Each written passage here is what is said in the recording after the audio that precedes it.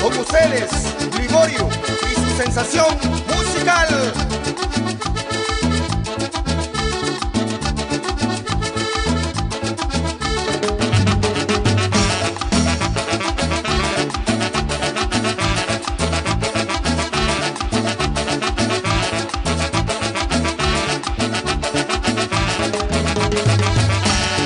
Ya no quiero nada de ti, me digo que si llorando me dio las cosas que ya le dieron, se dio la vuelta y me dijo adiós.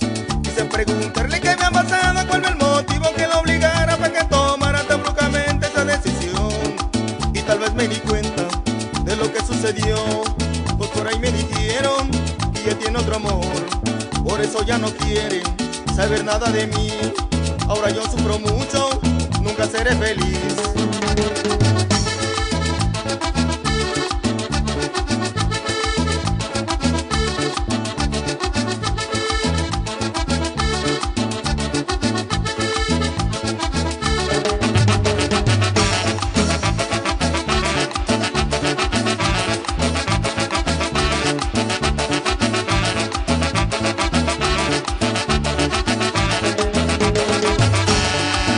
Preguntarle qué había pasado, cuál fue el motivo que lo obligara para que tomara tan bruscamente esa decisión. Quise preguntarle qué había pasado, cuál fue el motivo que lo obligara para que tomara tan bruscamente esa decisión. Y tal vez me di cuenta de lo que sucedió, pues por ahí me dijeron que ella tiene otro amor, por eso ya no quiere saber nada de mí. Ahora yo sufro mucho, nunca seré feliz. Es que la quiero tan imposible, vive dentro de mi corazón. Es el amor que yo había soñado, pero por otro me dijo adiós. Pero quisiera que ella supiera que si algún día quisiera volver, que no lo piensa estar esperando, porque ya está dentro de mi ser.